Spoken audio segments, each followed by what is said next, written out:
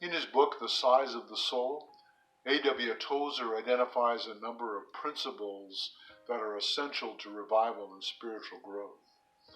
Principle number 3 from Tozer's book is, put yourself in the way of blessing.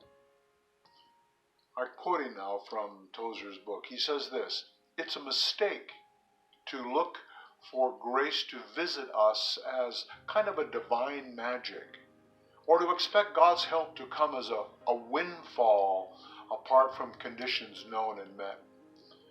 They are plainly marked paths, Tozer says, which lead straight to the green pastures. Let us walk in them. And then Tozer concludes by saying this, to desire revival and at the same time neglect prayer and devotion is to wish one thing and walk another.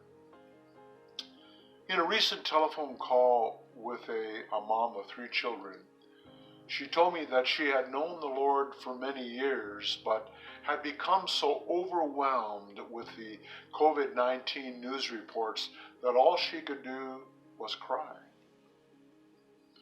I couldn't sleep, she said. I couldn't think. I was shut down in fear. One night, she said, I got up, went downstairs, and just began to call on the Lord, weeping. I worshiped, I prayed, she said, and as I prayed, the presence of God washed over my fear. She had put herself in the way of God's blessing. You know, over the years, it's been my privilege to encourage men and women of faith in the development of a lifestyle of personal worship, meditation of the Word, hearing the voice of God in prayer.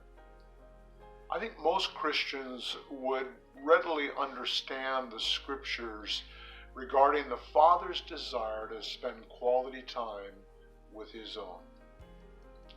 Most would intellectually grasp the spiritual value of developing a habit of spending personal time in God's presence.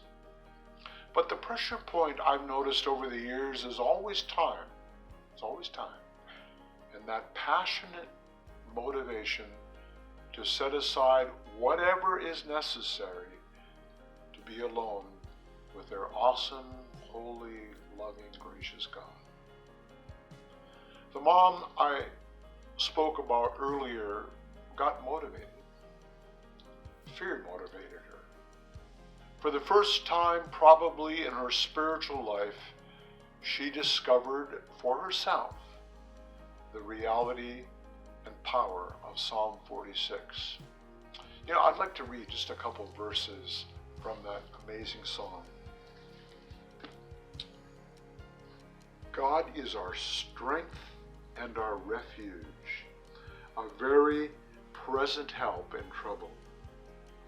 Therefore, we will not fear, though the earth gives way, though the mountains be moved into the heart of the sea, and though its waters roar and foam, though the mountains tremble and at its swelling.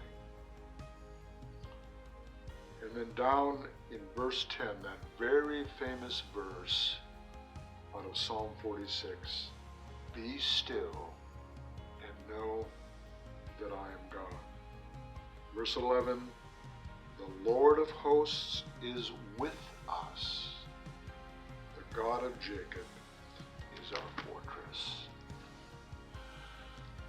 You know, in the midst of that COVID-19 crisis, the COVID-19 crisis that we're in right now all over the world, this young mom found the way of blessing. We pray that you will find the way of blessing as well.